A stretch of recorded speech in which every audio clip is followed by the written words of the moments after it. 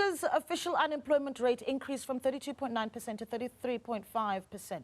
Statistics SA's quarterly labour force survey for the second quarter of 2024 showed the biggest employment losses were recorded in the Western Cape, followed by Mpumalanga, KwaZulu-Natal, Northern Cape and the Northwest recorded the lowest number. But we're asking this morning, is there a link between poor service delivery and businesses cutting jobs? But we're going to expand that discussion a little bit to talk about all the elements that are necessary, and perhaps from a provincial point of view, to make sure that jobs are available and being created. And for that, we are joined by former minister and also the founding Secretary General of COSATU, Mr. Jay Naidoo, in studio with us. Thank you so much for joining us. It's always a pleasure to be here with you. Always a pleasure to have you with us. You know, the reason why we wanted to have you in studio is because we know that you've moved to the Northwest and you've been doing a lot of work there to try and assist communities with the many challenges that the Northwest province is facing.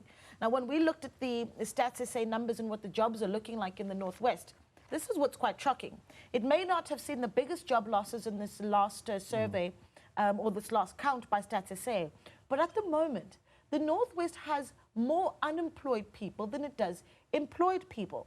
At the moment, its unemployment rate sits at 54.2%. And the key question is, how is this even possible in a province that has so many stories to tell, certainly about the mining industry and even just its natural resources? But let's start off with what you make of that number.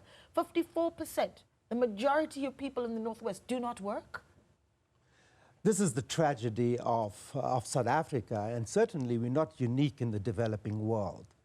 The nature of employment has changed fundamentally because of the technological revolution.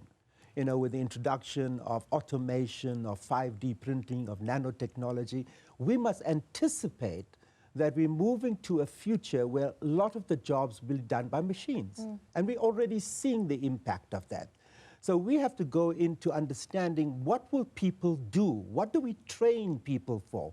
What is our education system producing at the end of many years of study?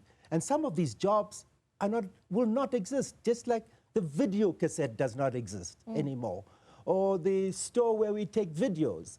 You know, so things have moving, and we've got to understand that trajectory. And so I think that if you look at employment today, we've got to look in different places.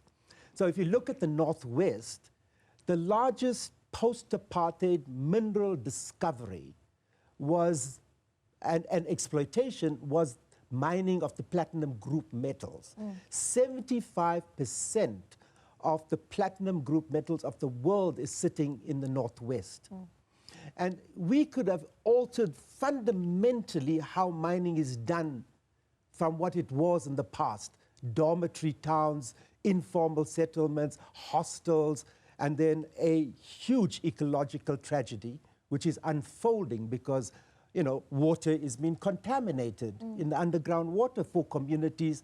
We're finding illegal chrome wash plants that are impacting on what is our richest agricultural land in the hinterland, in Gauteng and Northwest. This is our bread basket, the Magaliesberg.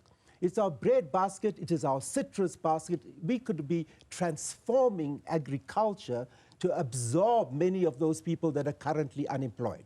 The second thing is that we have completely uncontrolled immigration and migration to the Northwest. We've had, over the last 2 decades, close to 100,000 people that have entered that area. So the question really is, are we prioritizing jobs of local people, and to what extent are they being absorbed into the labor force? Because we could have changed the spatial planning of the entire Northwest through these discovery of these platinum group metals. But we have replicated the old apartheid spatial planning. So we have an opportunity. We have a tremendous opportunity because many white farmers are not farming anymore because their children are not farming. These farms are now being bought by global corporates and multinationals serving the needs of food of people overseas. And so we are seeing land bought off. We are seeing the way in which our water resource, which is the most precious thing in our country, being misused. We have seen them taking over farms and producing industrial estates. in which labor conditions are very poor, and which we're not sure where they're getting the water from. In an area where water is very limited and scarce. So I think that we really need everyone to come to the party now. I mean, it's a desperate situation when you've got more people unemployed in a province like the Northwest with all those opportunities.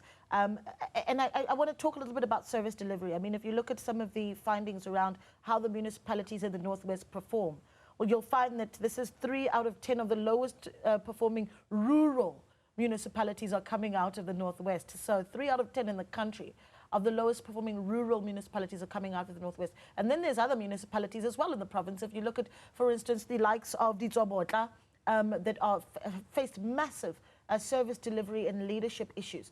Is there a link between service delivery and how functional a provincial government and local government is in how businesses are able to operate and then create jobs? Absolutely, there's a link.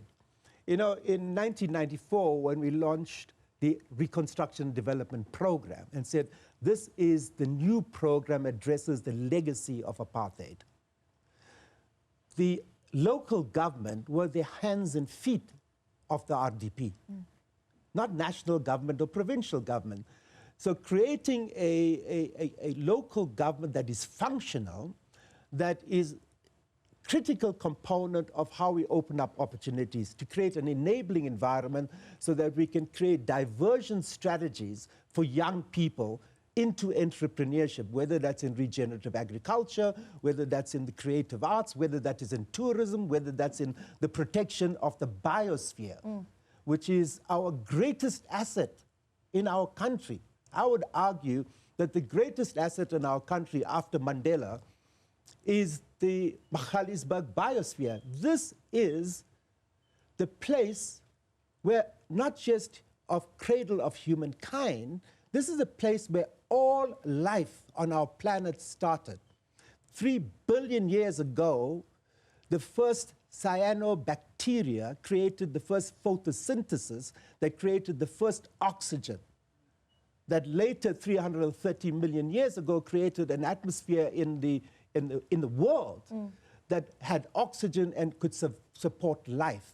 So this is a place which is not just the birthplace of all biodiversity and all life, it also is a place where our ancestors, not the Homo sapiens that we are as a species, the species before us were born, the Australopithecus and Homo naledi.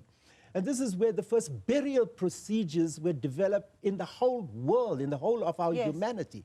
Yeah. This is a place that produces the water of our country. It runs 120 kilometers from Marikana and Rustenburg straight through to Johannesburg and Pretoria. It is a gigantic natural wall that has created these valleys with some of the most fertile soil and given us the water that we have. We should be protecting this biosphere, yet we are seeing the impact of illegal mining on it, the impact of illegal fences, and the way in which some people are beginning to dam the water that communities further downstream need in order to live. So I think that this is the time, and I say this as an elder, the role of an elder is to remind those in power of what we promised to do for our people. And in 1994, we promised them a better life. And having lived in the Northwest, not far from Marikana for 3 years, I can see virtually no evidence that we have made the lives of people better. I was in Moinoi just 2 days ago at a women's center that has closed down. And yet, this is should be one of the richest mineral areas and deposits in our country. And as I was talking to the person trying to revive it, a beautiful young woman, she receives a call that an 8-year-old has been raped. I ask you, Naledi, how can we talk that people in that platinum belt have been given their basic needs? Have been benefited from the mining of the deposits that have been on their land. So I want to say to all those in power, whether those are the mine owners or the mine workers, the farmers or the farm workers, I want to say to all of the people in the townships, we are bringing people together. We have launched an alliance now that will talk about what the people need from the service delivery point of view, because we are tired of waiting for people to do what we pay them to do. Yeah, I want to ask you this just before we wrap it up. There's, IOL spoke to a young man who lives in Marikana, and you talk about that area. Moinoi, of course, very close to Marikana. And just last week, we commemorated 12 years since the Marikana shooting, and 12 years later, you go back into that community, and a young man is quoted in this newspaper as saying that the mine here is the only hope for us to get work. This is after Sibanye Stillwater, which is, of course, what's the largest employer of mine workers in South Africa, announced earlier on this year that it is embarking on a Section 189. So talk about those opportunities. You say this alliance is being set up to look at what can be done to create jobs for the most desperate that still are waiting to see social labor plans in their communities. Exactly. So mining will always be a sunset industry. It will end when the resource is finished, or the mining environment globally changes and that mineral is not as valued as highly as it was before. So we have got to create long-term jobs. And I think that the biggest sector for growth is agriculture. But I meet the few black farmers that we have in the Platinum Belt. One of them has been given 180 hectares on lease. It's a citrus plantation. But he cannot raise 1 cent because he doesn't have land title. So why can't we give people land title to their homes that they've lived in for more than 1 generation? And why can't we give tenancy rights to workers that have worked on farms for more than 1 generation or 2? We have to address the land issue. We have to address the skills that are needed in order to prepare our young people for careers not in subsistence agriculture, but in regenerative agriculture, and we can negotiate with government and the economy and those that distribute food to buy from people that are producing food in communities. There are enough organizations I know that can train people in communities to produce their own food. We need communities to have their own land and to be supported by the requirements of the social license given to mining companies, because all mineral resources in this country belong to the people, held in trust by the state. They get a social license in order to promote community development, to promote enterprise development so that communities are benefiting. You go to the Platinum Belt today and show me how many entrepreneurs have been created in the last 2 decades. I'm saying the shortage is not money. The shortage is not people wanting to build their own enterprises and work. The shortage is political will and the transparency and accountability of mining companies to do what they are required to do in terms of their social license and their overall license.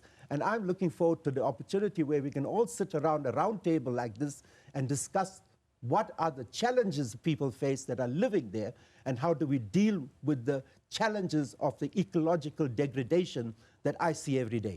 And I'll take that challenge on myself as well and make sure that that discussion does take place on this platform so that stakeholders at home in these various communities that we're talking about are able to see that conversation. Mr. Naidoo, always a pleasure.